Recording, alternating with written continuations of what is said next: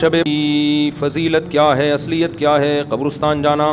دیکھو شب برات کے بارے میں میرے آڈیو بیان بھی موجود ہیں، ویڈیو بیان بھی موجود ہیں. چند سال پہلے جب میں ویڈیو بیان نہیں، میرے آڈیو آتے تھے، اس میں میں نے حدیثوں کے نمبر کے ساتھ، پورے ترجموں کے ساتھ، پوری سندوں کے ساتھ شب برات سے متعلق جتنی حدیثیں ہیں 15 شعبان سے متعلق تمام حدیثوں کی سندیں، ان کی سندوں پہ بحث، پورا ایک علمی بیان ہے آڈیو. وہ آج بھی یوٹیوب پہ موجود ہے. آپ لکھیں شب برات مفتی طارق مسعود آڈیو بیان یا اولڈ بیان، تو آڈیو بیان آئے گا. پوری سندوں کی، راویوں کی ایک ایک نوک پلک کو اس میں درست کر کے پورا ایک علمی بیان ہے. تو شب برات کے بارے میں آپ کا کانسیپٹ 2 اور 2 4 کی طرح کلیئر ہو جائے گا. سمجھتے ہو گیا نہیں سمجھتے؟ تو اصل تفصیلی بیان تو میرا وہ ہے، کئی سال پہلے ہوا تھا، میرا خیال ہے 2013 یا 12 میں ہوا تھا وہ بیان. آڈیو بیان ہے وہ، تو وہ آپ سن لیں پورے ایک ایک سند حوالوں کے ساتھ، کہ اس میں آپ کو پتہ چلے گا یہ 15 شعبان کی اسلام میں حیثیت کیا ہے. اس کا 2 منٹ میں خلاصہ پیش کر دیتا ہوں. پہلی بات، قبرستان جانا کسی صحیح حدیث سے ثابت نہیں ہے. ایک روایت ہے، سند کے لحاظ سے انتہائی کمزور، اور اگر مان لیا جائے تو زندگی میں ایک دفعہ. ہمارے ہاں ہر سال جایا جاتا ہے، اور وہ بھی نبی چپکے سے گئے. ہمارے ہاں جتھوں کی شکل میں جایا جاتا ہے. تو یہ ساری بدعات ہیں. سمجھ میں آ رہی ہے بات؟ ایک تو وہ حدیث انتہائی کمزور ہے سند کے لحاظ سے، اس سے شرعی مسئلہ ثابت نہیں ہوتا. لہذا ہماری رائے یہی ہے کہ 15 شعبان کو قبرستان ثواب سمجھ کے جانا بدعت عمل ہے، اور ثواب سمجھے بغیر جانا بدعت کی تائید ہے. تو نہ جائیں قبرستان. سمجھتے ہو؟ نہیں آ رہی بھائی، ان کو رہنے دو. میں گلا پاگلوں کی طرح پھاڑ رہا ہوں. میں 3 دن سے بیانات کرتے کرتے نا گلا بیٹھ گیا مجھے. تو 15 شعبان کو آپ کو قبرستان جانے کی ضرورت نہیں ہے. کوئی بولے یہ مفتی صاحب نیا دین لیا ہے. نیا دین نہیں بھائی، جتنے بھی 1400 سال سے جو بدعت سے پاک دین ہے وہ یہی ہے. کیوں؟ کوئی صحیح حدیث موجود ہی نہیں ہے. انتہائی کمزور حدیث ہے، اور زندگی میں ایک بار والی ہے. صحابہ سے وہ بھی ثابت نہیں ہے، اور وہ بھی چپکے سے گئے.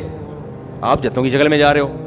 تو یا تو یہ بدعت ہے یا بدعت کی تائید ہے. تو آپ قبرستان پھر چپ ہو جاتے ہیں. یار نہیں جاؤ، یار کسی اور دن چلے جاؤ قبرستان. ویسے بھی ان 15 شعبان کو قبرستان میں جو میلے ٹھیلے اور انٹیاں بن سج کے آئی ہوئی ہوتی ہیں نا، مردے فتنوں میں پڑ جاتے ہیں. مردے کہتے ہیں مرے کیوں یار، اتنا اچھا ماحول ہے باہر کا. تو آج کل تو انٹیاں ایسے میک اپ کر کے اور دوپٹے، اور پھر بندے بھی تیار ہو کے، ایک انٹرٹینمنٹ ہے وہ قبرستان. وہ قبرستان تھوڑی رہا ہے جو پہلے ہوا کرتے تھے. تو آج کل تو ویسے بھی جانا جائز نہیں ہے. دوسرا کام، اس رات کو لوگ کہتے ہیں نہاؤ دھو اور تہوار ہے. تو تہوار اسلام میں دن میں ہوتے ہیں، راتوں میں. عیسائیوں کے، ہندوؤں کے تہوار ہو سکتے ہیں، مسلمانوں کے تہوار دن کی روشنی میں ہوتے ہیں. رات کے اندھیروں میں بولو نا نہیں ہوتے. راتیں عبادت کی ہوتی ہیں. تہوار نہانا دھونا، اچھے کپڑے، یہ دن کے کام ہیں. تو لہٰذا یہ کوئی بھی نہیں ہے کہ رات نہا دھو کے اور اچھے اچھے کپڑے پہنو. کوئی مستند روایت نہیں ہے اس بارے میں. تمیز سے سو جاؤ گھر میں جا کے. اور تیسرا کام کیا ہے؟ حلوہ مانڈا. حلوے مانڈے پکاتے ہیں. تو جب تہوار ہی نہیں ہے تو حلوے کس بات کا بھائی؟ حلوے تو عیدوں میں، خوشیوں میں ہوتے ہیں نا. تو جب تہوار ہی نہیں ہے، ہمارے تہوار دن میں ہوتے ہیں بھائی. عید الفطر، عید الاضحیٰ اور جمعے کا بھی دن میں ایک قسم کا تہوار ہے، یہ بھی دن کی روشنی میں. تو آپ نے حلوے مانڈے بھی بولو نا نہیں. پھر اس رات کو تقدیر کے فیصلے ہوتے ہیں. قرآن میں صاف طور پر ہے کہ وہ لیلۃ القدر میں ہوتے ہیں. اور ہم نے قرآن بھی کب نازل کیا؟ رمضان میں اور لیلۃ القدر میں. بالکل واضح قرآن کی آیتیں ہیں.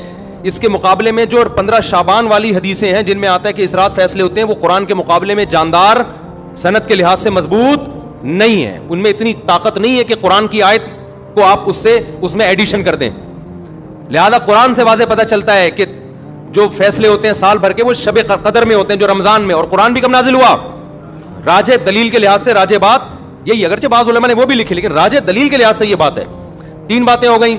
چوتھی بات ہے پٹاخے. شب برات کے پٹاخے. تو بھائی یہ تو پٹاخے یہ بھی جائز نہیں ہے. آپ کیوں ایک رات کو ایک عبادت کا عنصر دے کے اس میں پٹاخے پھوڑ رہے ہیں؟ لوگوں کی نیندیں خراب ہوتی ہیں، ہارٹ پیشنٹ پریشان ہو جاتے ہیں، بہت بڑے آگ لگ جاتی ہے بعض دفعہ. یہ عمل بھی حرام ہے، ناجائز ہے. اور کیا ہوتا ہے شب برات میں؟ جلدی بتاؤ. عبادت پہ آ رہا ہوں. دن کا روزہ 15 شعبان کا، وہ بھی کسی صحیح حدیث سے ثابت. میں نے ایک دفعہ کسی نے کہا محرم کے فضائل پہ بیان کریں.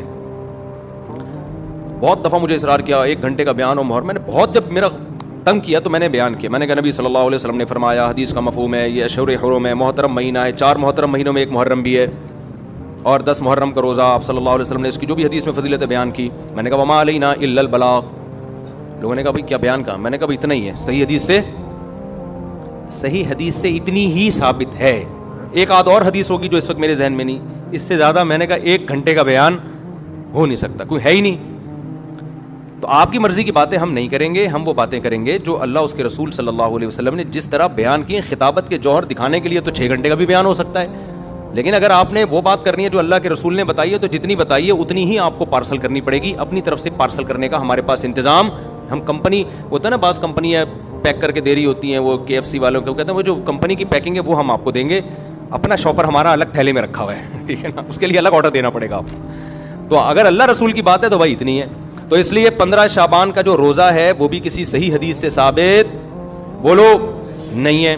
اور کیا رہ گیا, جلدی کرو, اب وہ شادی بھی ہونی ہے ان کی, بھائی آئے ہوئے ہیں نا. اور کیا رہ گیا, رات کی عبادت کی طرف آتا ہوں میں.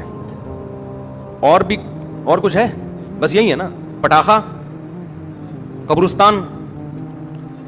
پٹاخہ جب بھی بولتا ہوں, میری چھوٹی بچی ہے نا بڑی شرارتی, اس کا پٹاخی کہتا ہوں میں اس کو, ایسے پٹاخے کی طرح نا پھدکتی رہتی ہے ایسے. تو بچے بڑے اٹریکٹیو ہوتے ہیں یار, گھر میں بچے ہوا رکھا کرو, بچے گھر میں رونق ہوتی ہے. تو ایسے وہ اس کے ہوتے ہوئے شب برات کے پٹاخوں کی ضرورت ہی نہیں ہے ہمیں. تو ایسے بچے ہوتے ہیں نا, ایسے کھیل رہے ہوتے ہیں کلابازیاں, چھوٹے 2-2.5 سال کے بچے. ہم تو بچوں کو دیکھ کے دل چاہتا ہی نہیں کہ یہ بڑے ہوں, چھوٹے زیادہ اچھے ہوتے ہیں. تو پٹاخہ یہ ناجائز ہے. حلوے مانڈے, میٹھا ویسے ہی اسلام میں کم ہے یار, تم میٹھے پھوڑ کے اپنے آپ کو. اور تیسرا کیا ہے, میٹھا کم کیسے, لوگ حدیث پہ کے لحاظ سے اشکال کریں گے, پھر کسی وقت اس کا جواب دوں گا. تیسرا ہے نہانا دھونا, صاف کپڑے پہننا. اچھے کپڑے تو ویسے ہی صاف پہننے چاہیے ہر وقت, لیکن اسپیشلی اس رات میں کوئی فضیلت نہیں ہے. چوتھا 15 شعبان کا روزہ, اور اس رات کو تقدیر کے فیصلے وغیرہ یہ سب چیزیں ثابت نہیں ہیں. ہاں اب جو ہے عبادت ہے یا نہیں ہے, تو جمہور کے نزدیک اس میں عبادت کی فضیلت ہے, لیکن بعض محققین اس فضیلت کے بھی قائل نہیں. تو اختلافی مسئلہ ہے, اجماعی مسئلہ نہیں ہے اس رات کی عبادت کی فضیلت. لیکن بہرحال جمہور چونکہ قائل ہیں. اس کے دلائل کیا, میں پہلے بتا چکا ہوں کہ میں پورا آڈیو کلپ ایک ریکارڈ کروا چکا ہوں حدیثوں کے ریفرنسز کے ساتھ, راویوں کی سندوں اور بحثوں کے ساتھ. تو بہت ساری حدیثیں, اگرچہ کوئی بھی حدیث صحیح نہیں ہے اس کے فضیلت کے بارے میں, لیکن تعدد طرق کی وجہ سے بہت سے علماء کے نزدیک درجہ حسن کو پہنچی ہوئی ہے. تو لہذا کرنے کا کام یہ ہے کہ اگر کوئی کرنا چاہے تو بھائی عبادت کرے, تو اللہ سے امید ہے کہ اس کو اس رات میں عبادت کا ثواب دوسری راتوں کی نسبت زیادہ ملے گا. بعض حضرات اس کے قائل نہیں ہیں. ہاں اب عبادت کا کوئی خاص طریقہ منقول نہیں ہے کہ یہ پہلی رکعت میں یہ اتنی دفعہ پڑھو, دوسری رکعت میں اتنی دفعہ پڑھو. اور نفلی عبادت شریعت ترغیب دیتی ہے گھر میں کرنے کی. افضل کیا ہے کہ گھر میں عبادت کی جائے. اب اگر آپ سمجھتے ہیں گھر میں دل نہیں لگے گا تو پھر مسجد میں آ جائیں, لیکن اجتماعی سطح پہ مسجد میں جماعتوں کی نمازیں قائم کرنا, اجتماعی قرآن خوانیاں کرنا, یہ تمام اعمال بدعت ہیں. تو اگر آپ نے عبادت کرنی ہے تو چلو کسی بہانے عبادت کر لو, تو اس میں یہ ہے کہ انفرادی کرنی ہے, بہتر ہے گھر میں کی جائے, نہیں تو مسجد میں کر لیں آ کے. اور کوئی خاص طریقے کی عبادت نہیں کرنی. تلاوت ہے, دعائیں ہیں, ذکر ہے, نماز ہے, بس جیسے عام طریقے سے پڑھتے ہیں اسی طریقے سے کریں. سمجھ رہے ہو کہ نہیں سمجھ رہے؟ تو یہ ہے خلاصہ, خلاصے کے خلاصے کے خلاصے کے خلاصے کا خلاصہ.